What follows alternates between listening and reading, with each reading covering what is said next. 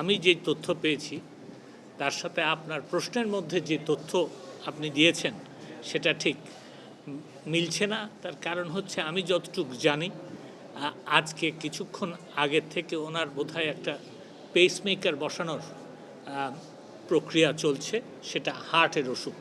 কিডনির ব্যাপারে আমি এখনও কিছু জানি না। তো ব্যাপারটা হচ্ছে যে মানবিক দৃষ্টিকোণ থেকে দেখার কথা বলা হয়েছে। মানবিক দৃষ্টিকোণ থেকে মাননীয় প্রধানমন্ত্রী জননেত্রী শেখ হাসিনা দেখেছেন বলেই কিন্তু আপনার 2020 সালে 25শে মার্চ তাকে তার সাজা স্থগিত রেখে মুক্তি দেওয়া হয়েছে এবং আজ পর্যন্ত তিনি কিন্তু যেই হাসপাতালে তার ইচ্ছামতো যে চিকিৎসা নেওয়ার সেই ব্যবস্থা করা হয়েছে এবং বিদেশ থেকেও ডাক্তার এনে তার চিকিৎসা করা হয়েছে। তো আমার মনে হয় যে মানবিক দিক থেকেই আমরা এটাকে দেখছি। বিদেশে যাওয়ার ব্যাপারে এখন পর্যন্ত তাদের কাছ থেকে কোনো কথা আসে নাই, আমি সে সম্বন্ধে কোনো বক্তব্য দিব না। যেই আইনি ব্যবস্থায় তাকে তার সাজা স্থগিত রেখে তাকে মুক্তি দেওয়া হয়েছে সেই আইনি প্রক্রিয়ায় তাকে বিদেশ যাওয়ার কোনো সম্ভাবনা নাই। ধন্যবাদ। প্রথম কথা হচ্ছে যে সরকারি আইনের মধ্যে সরকারি চাকরিতে ঢোকার সময় সম্পদের একটা হিসাব নেওয়া হয় এবং আমার যতটুকু জানা, আমি ভুল বলতে পারি, কিন্তু আমার যতটুকু জানা যে সরকারি কর্মকর্তা এবং কর্মচারীবৃন্দ সময়ে সময়ে তাদের সম্পদের হিসাব দিয়ে থাকেন। তো নতুন করে এখানে আইন করার কোনো প্রয়োজন নাই। দ্বিতীয় কথা হচ্ছে যে দেখেন, দেশের যে কোনো নাগরিক যদি আইন ভঙ্গ করে, যদি দুর্নীতি করে, তাকে বিচারের আওতায় আনতে হয় এবং তাকে বিচারের আওতায় আনার জন্য দুদক পদক্ষেপ নিচ্ছে। তো আমার মনে হয় যে আইনি প্রক্রিয়া চলছে, এই ব্যাপারে সহযোগিতা ছাড়া আমাদের মনে হয় যে আর কিছু করার নাই। আরেকটা কথা আমি শুধু বলে দিই, আমি আপনাদেরকে অনুরোধ করব যে দেখেন, দুদক কিন্তু যারা দুর্নীতিবাজ তাদের ব্যাপারে ব্যবস্থা নিচ্ছে, কিন্তু আমরা অত্যন্ত দুঃখের সাথে দেখতে পাচ্ছি যে কিছু এই সুযোগে কিছু সৎ এবং যাদের বিরুদ্ধে দুর্নীতির কোনো অভিযোগ নাই সেই সব অফিসারদের ব্যাপারেও লেখালেখির একটা প্রবণতা হয়েছে। আমি আপনাদেরকে অনুরোধ করব, আবারও বলছি, যে সত্য তথ্যভিত্তিক সংবাদ আপনারা পরিবেশন করেন, তার ব্যাপারে কিন্তু সরকারের কোনো বাধা নেই, কিন্তু মানুষকে মিথ্যাভাবে হেয় প্রতিপন্ন করেন না। আমার তো মনে হয় তাদের পক্ষ থেকে আমি যেই কথাটা বললাম সেই কথাটাই বলা হয়েছে এবং এখনও আমি বলছি, সত্য তথ্যভিত্তিক সংবাদ পরিবেশন করেন, সরকারের এতে কোনো বাধা আসবে না, কিন্তু মিথ্যাভাবে কোনো ব্যক্তিকে হেয় প্রতিপন্ন করলে এটা কিন্তু তার ইজ্জত ফিরিয়ে দেওয়া যাবে না। সেই জন্যই আপনাদেরকে অনুরোধ করব এই ব্যাপারে সাবধানতা অবলম্বন। আমি তো স্পেসিফিক কিছু বলার চেষ্টা করছি না, আমি আপনাদেরকে জেনারেল কথা বলছি, অনুরোধ করছি। বলেন, আর কিছু আছে? না, ফেক না। এখন কথা হচ্ছে যে এইটার তো কোনো নাই, সরকারকে জানানোর ব্যাপার আছে, সরকারকে জানাতে হবে। কারণ আমি আপনাদেরকে আরেকটা কথা বলি যে দেখেন,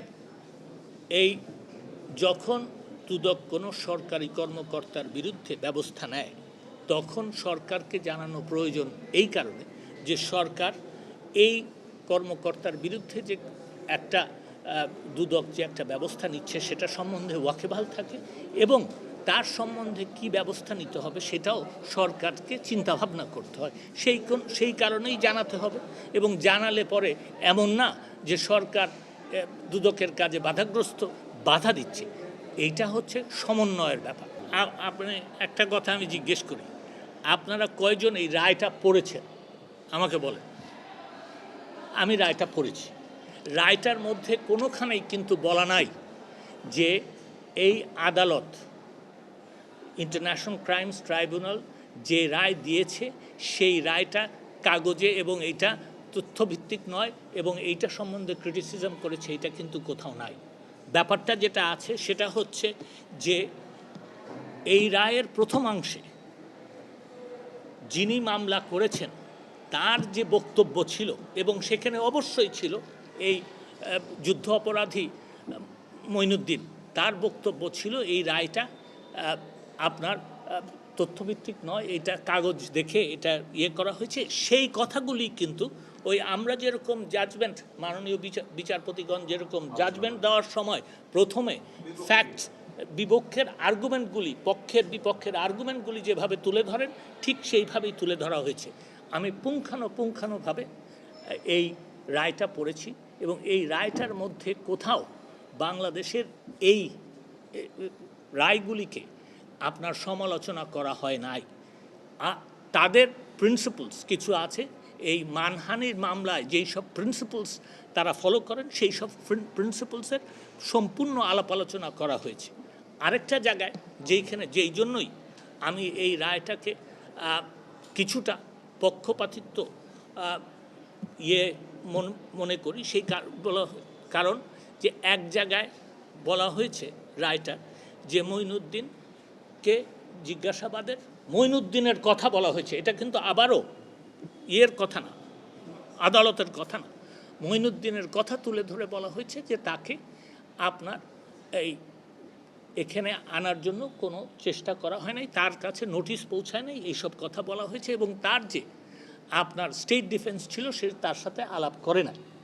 আবার আরেক জায়গায় বলা হয়েছে যে মঈনুদ্দিন যুদ্ধ অপরাধী মঈনুদ্দিন জানতো যে তার বক্তব্য শোনা হবে না, তিনি সেই কারণে আসেন নাই।